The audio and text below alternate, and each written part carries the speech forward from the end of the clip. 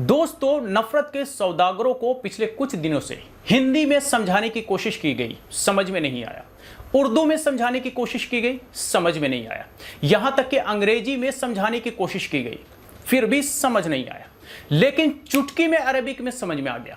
मतलब ये कि इन्हें अरबिक से बहुत ज्यादा प्रेम है, बहुत ज्यादा प्यार है, बहुत ज्यादा मोहब्बत है। अब अरबिक से प्यार है तो हमारा पूरा का पूरा कुरान मजीद का लैंग्वेज भी अरबिक है, तो मतलब कुरान भी इन्हें जल्द समझ में आएगा। बोलिए इंशाअल्लाह। इसके साथ साथ कुरान समझ में आएगा तो इस्लाम भी इन्हें जल्द समझ में आ जाएगा।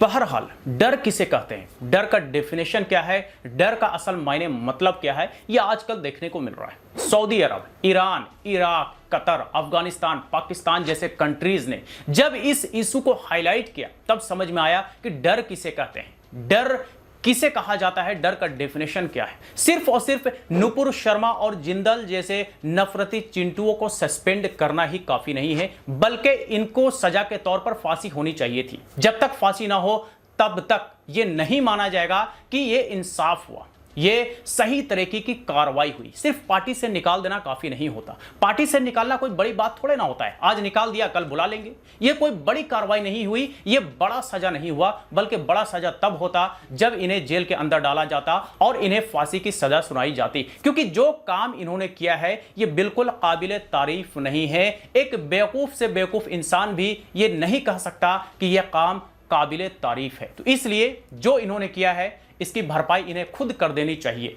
अब इन लोगों का हाल ऐसा हो गया है कि ये लोग माफी वीर बन गए। अब माफी वीर बनने के बाद अलग अलग तरह का ड्रामा, अलग अलग तरह का ड्रामा करने में लगे हुए हैं कि भाई हमारे को धमकी दी जा रही है, थ्रेट धमकी दी जा रही है, तो हमारा एड्रेस रिवील मत करना, फलाना ढिमका 10 तरह की बातें। लेकिन यूं कहिए कि सारा कुछ ड्रामा है, ये पार्टी से सिर्फ सस्पेंड हुए हैं, कुछ हुआ नहीं है।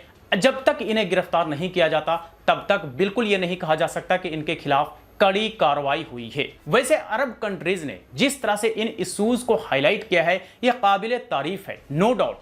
जिस तरह से उन लोगों ने स्टैंड लिया है और जिस तरह से इन लोगों को डर के साए में लाने का काम किया है यह भी काबिल तारीफ है। क्योंकि इस तरह के नफरती चिंटू कि ज़हन में भी डर होनी चाहिए कि अगर हम इस तरह का कुछ काम करते हैं तो इस तरह की कार्रवाई हो सकती है। वैसे ये तो सिर्फ नुपुर शर्मा और जिंदाल को हमने और आपने देखा, लेकिन अब से पहले इस तरह के नफरती चिंटू बहुत सारे हैं। उन सबके खिलाफ कार्रवाई होनी चाहिए क्योंकि यही सारे लोग हैं जो देश में, पूरे देश में नफरत और लोगों के बीच भाईचारा में फूट डालने का काम कर रहे हैं। क्योंकि ये लोग कभी नहीं चाहते कि लोग एक दूसरे से मिले, एक दूसरे से बात करें, एक दूसरे के साथ रहें, बल्कि ये चाहते हैं कि हम फूट डालो और शासन करो वाली पॉलिटिक्स करें। यानी कि अंग्रेजों का जो रूल है, डिवाइड एंड रूल, वही ये लोग करना चाहते हैं और कुछ हद तक ये लोग अपने मकसद में कामयाब भी हो रहे हैं। तो ये हमें और आपको भी समझने की जरूरत है कि डिवाइड एंड रूल ये अप्लाई करना चाह रहे हैं, लेकिन हम और आप इन्हें कितना फॉलो करेंगे ये हमारे और आपके ऊपर निर्भर करता है। वैसे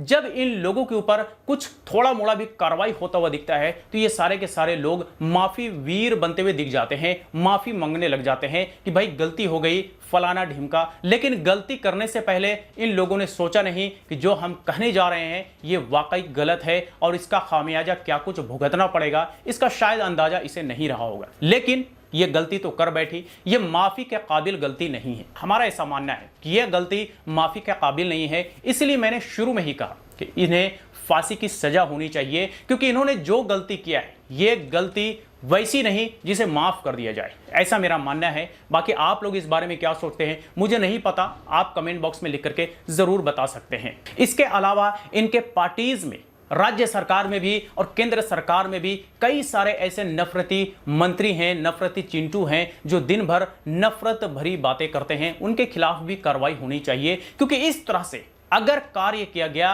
तो देश में कभी भी शांति कायम नहीं रहेगा, देश में कभी भी शांति और सुकून से लोग नहीं रह पाएंगे। जिस तरह से ये लोग कर रहे हैं, करने की कोशिश कर रहे हैं, यकीनन इससे यह पता चलता है कि लोगों के बीच सिर्फ नफरत और सिर्फ जहर बोने की कोशिश है। खैर, हम और आप समझदार हैं, हमें और आपको भी अपने लेवल पे इसे समझने की जरूरत है। वैसे अरब देश को इस पर स्टैंड लिए जाने के बाद जो पैदल चल रहे लोग, जो सरकारी बस पर लटक लटक के जा रहे लोग थे, वो सब के सब आजकल बाइकॉट कतर एयरवेज का ट्रेंड करा रहे हैं, यानी कि ट्वीट कर रहे हैं। जाहिर है उन्हें 2 रुपए पर ट्वीट मिल जाते होंगे, क्योंकि भाई कतर एयरवेज पे तो चढ़ने की सलाहियत नहीं, इनके औकात नहीं, ये पैदल चलते हैं, सरकारी बस के पीछे लटक लटक करके जाते हैं। तो भाई ये लोग बाइकआउट करके ही सबर कर रहे हैं, करने दीजिए। जैसी जिसकी सोच हो, लोगों का सोच बदलना बड़ा मुश्किल है, खास करके 2 रुपए वाले ट्रोल का तो बिल्कुल भी नहीं बदला जा सकता।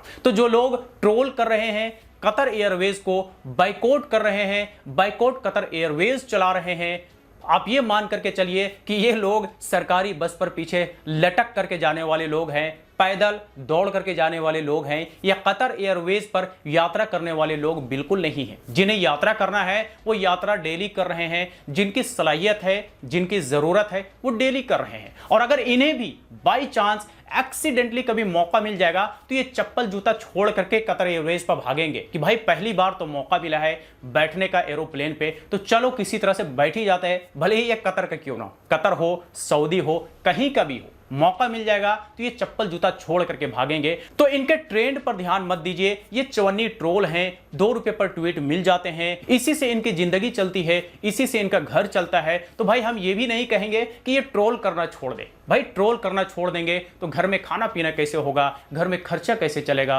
बड़ा मजबूरी है, लोगों के हालात बड़े लचर हो गए हैं। तो इसीलिए मैं इन चवन्नी ट्रोल्स को तो मैं कुछ नहीं कहूंगा, बस मैं यही कहूंगा कि लगे रहो और सिर्फ लगे रहो। वैसे जिन जिन लोगों ने इन नफरती चिंटुओं के खिलाफ आवाज बुलंद किया, यकीनन वो जिंदा मुस्लिम है, यकीनन वो जागरूक मुस्लिम है, और इस तरह के जागरूक मुसलमानों की जरूरत हमारे देश में भी है, दुनिया भर में तो लोग हैं ही हैं, अलग अलग कंट्रीज में तो लोग हैं ही हैं। तो बेहद जरूरी है कि इस तरह के नफरती चिंटू किसी के भी धर्म के खिलाफ बात करें, आवाज बुलंद करना जरूरी है, क्योंकि किसी के धर्म की बुराई करना सही बात नहीं है। अगर मैं किसी के धर्म के खिलाफ बोलूं, मैं गलत हूं, अगर कोई किसी के धर्म के खिलाफ बोले, कोई और गलत है, अगर कोई किसी के धर्म को गलत कहता है तो वो बंदा गलत है। तो गलत हम किसी को नहीं कह सकते ताकि कोई हमें भी गलत ना कहे, ये मान करके चला जाए। मुझे लगता है कि इंशाअल्लाह हमारे देश में शांति कायम रहेगा। तो चलिए आज तक के लिए इतना ही। इस वीडियो से रिलेटेड कोई क्वेरी हो तो आप हमें कमेंट बॉक्स में लिख करके पूछ सकते हैं। वीडियो अच्छा लगा हो तो लाइक करें, ज्यादा से ज्यादा लोगों के साथ शेयर करें, और इस तरह के वीडियोस के लिए हमारे यूट्यूब चैनल को भी सब्सक्राइब करें।